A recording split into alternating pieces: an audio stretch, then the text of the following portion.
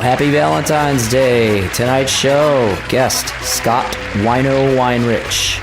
Some good tunes. Spirit Caravan, The Hidden Hand, The Obsessed, Shrine Builder, Wino. This is the Heady Metal Show with Jeff Olson. Hey, Scott Wino. It's Oli. Hey, Oli, what's happening, man? Nothing much. I knew it was you when I saw your name on there. What's going? How you doing, brother? Very good. How are you today? Well, I'm doing excellent, man. Fucking Hold On Love is on the radio, NPR today. I'm fucking pretty excited, man, I must say. That is excellent, bro. It sounds like you got a lot of work going for you. I'm just going to give you about 7 or 8 questions here. Okay. To keep you current with what you're doing right now. So here we go. Which works are you currently involved with, both now in February and like up to spring or maybe even into summer, Scott? Basically, I'm pretty busy. I'm going to be doing this an acoustic thing to support my record drip, but I'm also did a acoustic single where I've played one of my songs on one side and Scott Kelly from Neurosis does one of his songs on the other side. That's on Volcom, their label, and we're actually doing a small tour to support that right now, starting tomorrow, and that's going to take us into late February, and then Saint Vitus starts a big full United States tour with Helmet and Crowbar in March. That takes me to April, where Shrine Builder is going to do some Scandinavian shows, culminating Roadburn, and then after that, I do believe we're going to have a little bit of time off before we start to work on the new Saint Vitus full length. So that's pretty much it right there. Amazing, because you're like answering like a lot of questions that I had anyways. You're taking time off though? That's amazing. Well, yeah, this is pretty much what I do right now for to make a living and stuff, and so it's full time. So that's pretty much what I do. So, yeah, things are going really, really, really well. I'm pretty happy about everything. Yeah, I'm pretty excited when I heard that the Hold On Love was on NPR. I was pretty damn excited, man. I just got the length, and to get a song on the radio is pretty big news for me, and I'm kind of celebrating, Well, this is a fun show. This is Heady Metal, and it's internet radio, Wino, and it's really cool. It goes, like, we will podcast you and a bunch of stuff that we ask you. Excellent. What is your solo stuff like on the Volcom Records stuff that you're doing and your duet stuff with the guy from Neurosis and that? Well, basically, we haven't done any stuff together yet. All basically, it's just the Volcom licensed I did an acoustic record. Well, it's primarily acoustic. It's kind of acoustic electric, but it is a solo record. I did that for a German label, and it actually did really well over there. So I toured from September until basically the new year to support that, along with Saint Vitus too over there, and Shrine Builder also. But the stuff on Volcom is basically okay. There's I've got the acoustic stuff of my own. They licensed my acoustic record from the Germans, so it's basically a full-length acoustic record. It's I think it's pretty rowdy. It's not necessarily all too mellow. I think there's some pretty rowdy stuff on there. It's pretty melancholy. It's a little bit angry. I have a little bit of domestic issues. Like, basically my career is doing really well, but my domestic life is sort of in tatters. So there's a few, sort of my way of, letting off steam about that. Then I did a split single with Scott Kelly from Neurosis. He has been doing an acoustic thing for a long time. And basically I did a song, and he did a song, and that's the single that we're supporting. We're actually starting a little mini tour tomorrow. We start at the Viper Room in LA, and it takes us across the U.S. So that's that. Then I have another band that's signed to Volcom. It's another 2-guitar band called Premonition 13.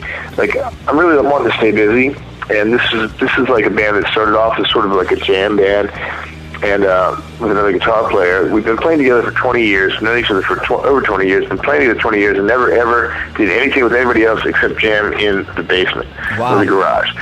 So I promised my friend that we would do a full-length record together, and just so happens that Volcom liked what they heard, and so they offered us a deal.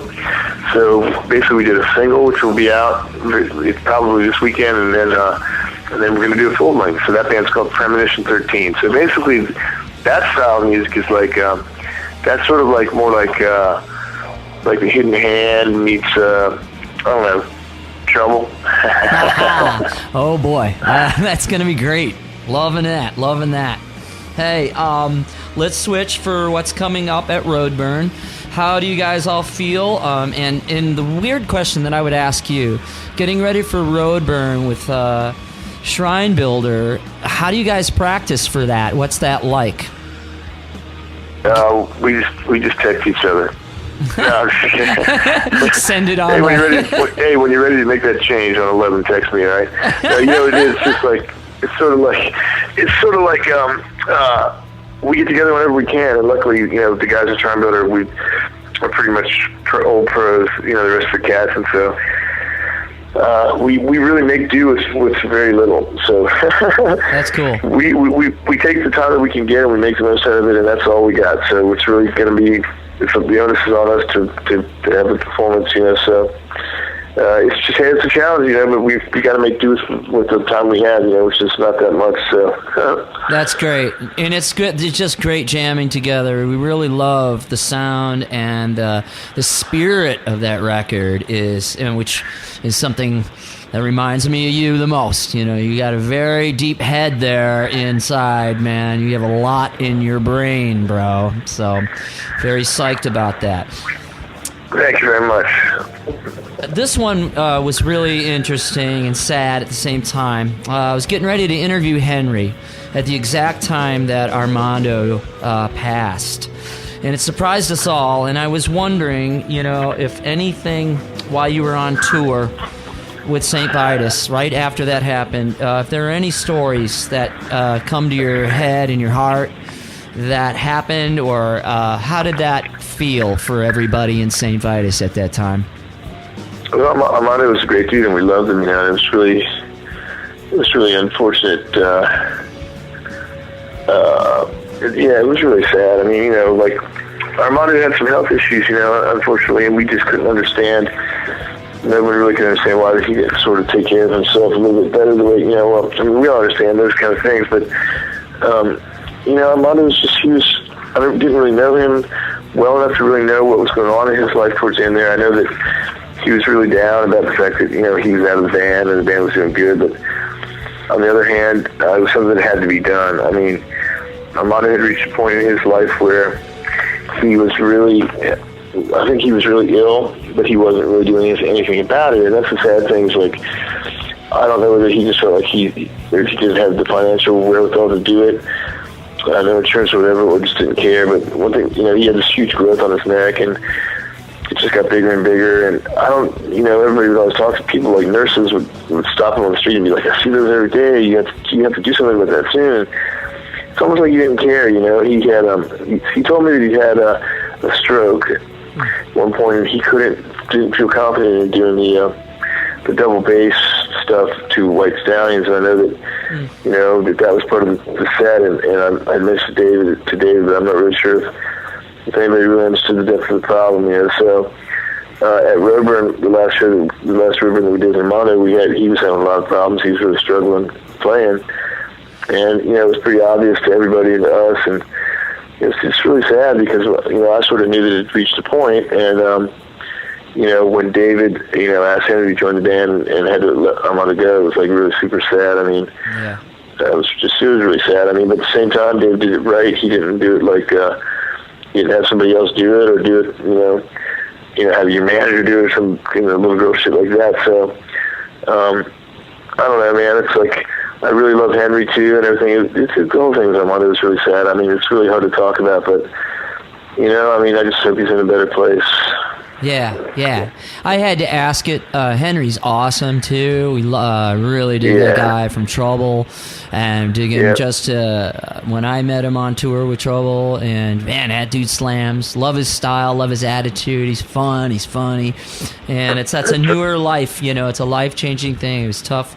I had to ask that question. That's good. I'm glad you did. I mean, I want people to know that that we love them. I know that we feel bad about everything that happened. I mean, but if we were going to keep playing, it had to happen. It had to be that way. You know what I mean? It's bottom line, if Henry wasn't in the band, I probably wouldn't either, because it was what we had to do. Yeah, I think Vitus fans understand that very much, and I think everybody's very, very cool. And as a Vitus fan, there's a very unique side to all the stories, and member changes and different bands and trying different aspects. A lot of fans some don't understand it, but some do. And as a musician, we understand that it's growth and challenge and change. We don't want to paint the same painting all the time. I mean, geez, right. It's fun. It's supposed to be a joy of music and change. And on that, that's absolutely right. Absolutely right.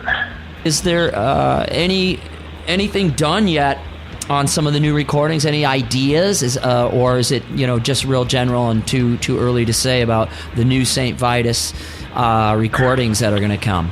Oh yeah, we've actually been doing a song out live that we played all through Europe cool. this last year. Where David wrote the music and I wrote the words. It's called Blessed Night. Nice, liking that. Yeah, right. It's a story about sort of about a how can I say this? Interplanetary, not necessarily our planetary, sort of warrior / king. Cool. And his goal is basically to defend his queen and their planet. It's a little bit more the lyrics are a little not quite so cut and dry, but it's a little bit more veiled than that lyrically. But yeah. Very Vitus-like. Very that's you right, and very right. you and Dave like, man. Yeah, that's right. Mark, that's right. man. I mean, it's not quite so good as I described it lyrically. So I think it's a little bit more. I think there's something more to wrap the head around and let it kind of soar a little bit there. That's when you hear it. I'm hoping. Cool. Hey, we're going to pick up the pace here and end this pretty quick here, but there's a few things we like to do. We have some fan questions, okay? This guy's name is Kane Bemis. He asks, he says, can you reissue the pre-Sodden Jackal material from the Obsess and anything recorded with Lost Breed? Is there any ideas of old things in the past? Well, the Lost Breed thing did come out. I think the Lost Breed thing came out as it came out as the Wino Days. I think it was called the Wino Days.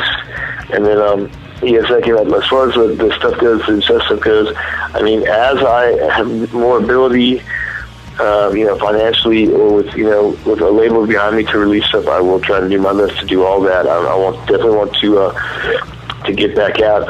This Purple record should be back in print again, hopefully soon. And, Gentle Sun should be coming out too for Caravan. So as time progresses, as things go well, then my goal is to get stuff that's out of print back out there. So great. Hey, Michael Lindenaver says, will you ever produce other bands? I'd actually love to produce other bands.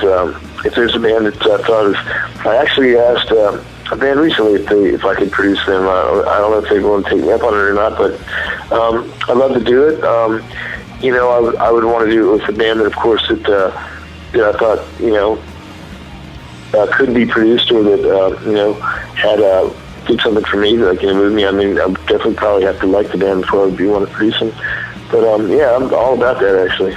That's great. I'm not the most knowledgeable hands-on guy as far as Pro Tools and all the engineering thing goes, but I mean, as far as getting tones and setting the mics, I'm all about it. If somebody would be interested in that, having me do that, they can get in touch with me through the powers that be. Sure, that's awesome, and I hope that happens for you. I think you'd be great at it, and there's plenty of people to engineer for you, so that ain't a problem, Well, blend your brain with other engineers would be awesome. Yeah. It's all about the tones, It's all about the sounds and the song, the power of the song and the power of the sound, Yeah, I think that's great. And that's part of you, man. Hey, here's a guy, Brad Absenconder. He says, what's your favorite Rieger's era Vitus song? From, one that Scott sang that you had to sing. I would say Mortuary. I mean, I'd say Bear Let's See. Bear Let's See. That's great. Great answer. Okay, now it's time for the comedy question here. We're going to ask you, Scott Wino Weinrich, to answer a science question related to your career. So, here we go, Scott. I'm going to ask you this. Igneous, igneous, Okay. sedimentary, and metamorphic are all kinds of what? A, rock, B, tree, C, flower, and D, precious metal. This is for $1 million that I don't have.